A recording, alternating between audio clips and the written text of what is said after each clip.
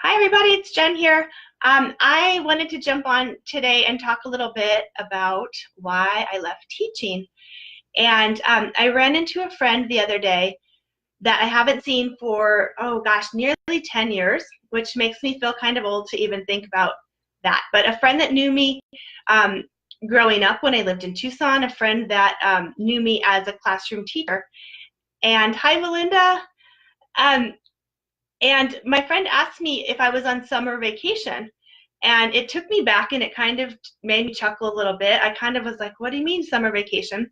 Because I have not been a classroom teacher for 7, 8 years now. And hi, Melinda. And this friend asked me, you were such a great teacher. You loved it. You had such passion for the kids.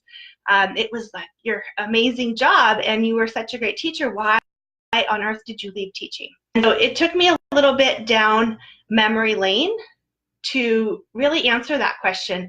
And today I had another conversation with people who I just met who asked me, what the heck are you doing with your life? And in answering that, I got into teaching kind of on a whim, that I knew that I had this calling that I wanted to work with kids. Sarah, hello. All my teacher friends are here.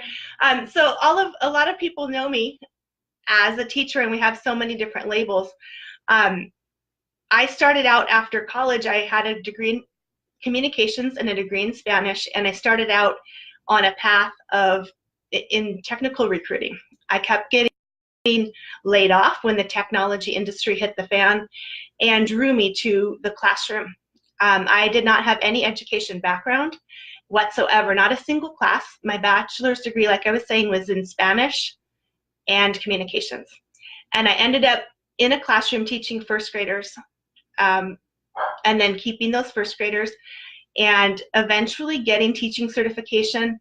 And it was a complete leap of faith. It was something that I was intuitively guided to. I took a 50% pay cut to get myself into teaching.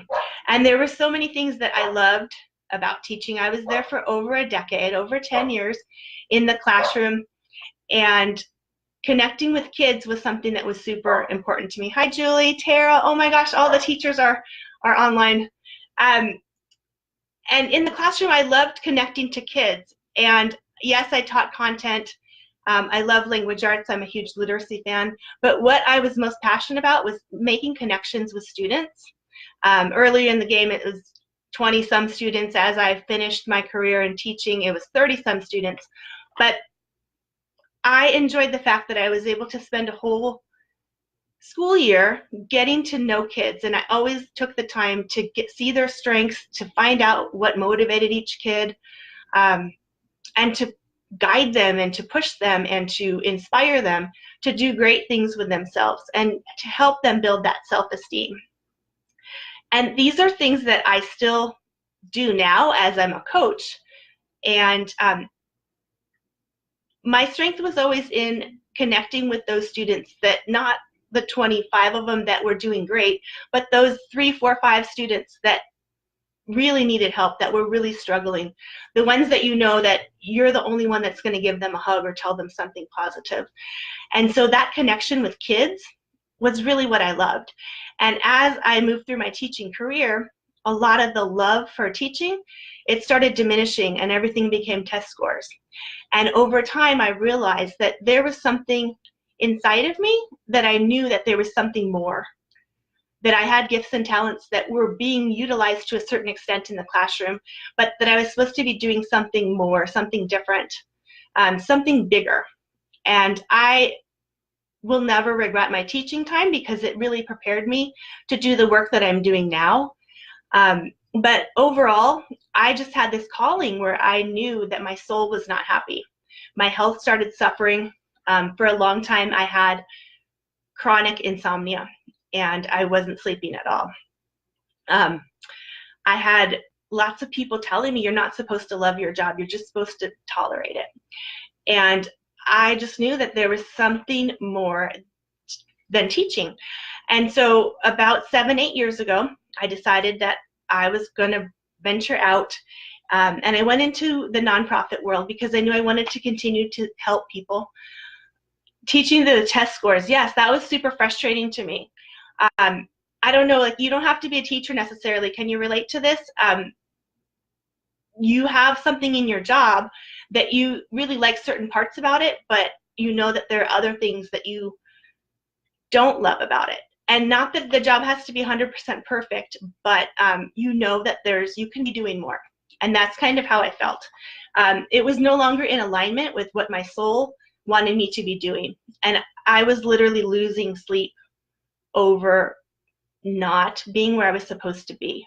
So I ventured out of teaching. I left and I took positions in nonprofit, again, trying to help people utilizing the same skills, working with families of early childhood. I was a parent educator and I taught parenting classes.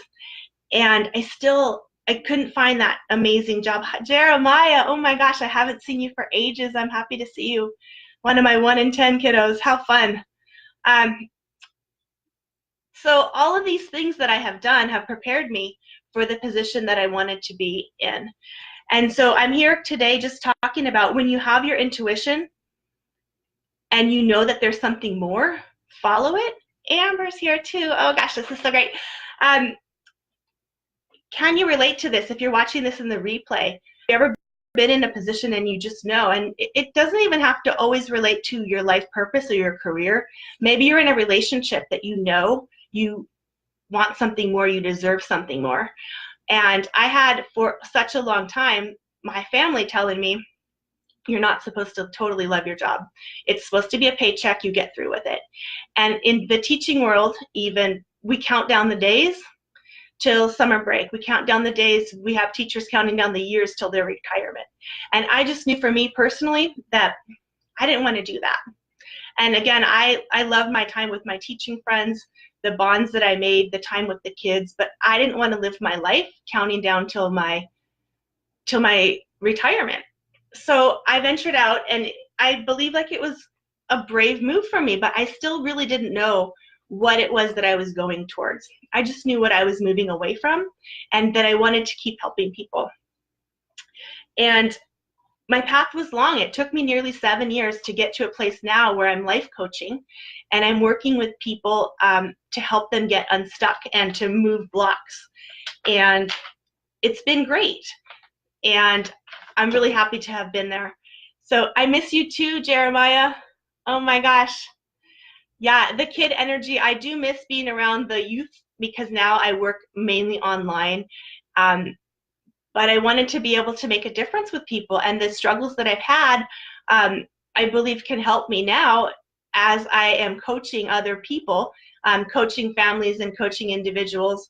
And I can help support you in getting to that path. I know a lot of people in the teaching profession, and again, you don't even have to be a teacher to be able to relate to this.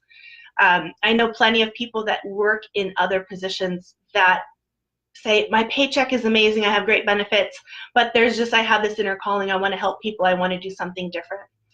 And Jenny Hodges, hello, another teaching background person, baby signs that we used to do a long time ago with the little ones. But so as I'm a life coach now, one of the things I've been able to help people do is to find that passion and to just really not give up on what it is. And again, like I said earlier, I didn't know what I was moving towards. I just knew that I was going to be helping people. And so helping people find where they're supposed to be and to really tap into that inner knowing and to follow that intuition and to take those steps. And I can help people find a faster path so that if you're in a similar situation, it doesn't have to take you 7 or 8 years. All the heartaches.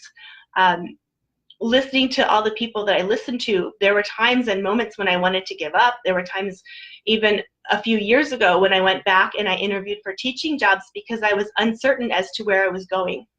And my own physical health got bad to where I went down a path of yoga as a way to personally feel better for myself, and it helped me tremendously, and it actually brought me to a point where I'm able to use yoga and yoga nidra to help people through insomnia, through PTSD, through anxiety and depression. And I have some amazing tools that I've used for myself and my own healing past traumas and releasing blocks and getting past limiting tendencies. And all of those things that I figured out kind of the long way, zigzagging back and forth, I'm able to help my clients with now. So my message here today is if you're in a position or a life situation that you are not completely in love with, you don't have to stay stuck. I knew inside that I needed to get out. Again, this doesn't even have to just relate to your life purpose in your career, relate to something in your personal life.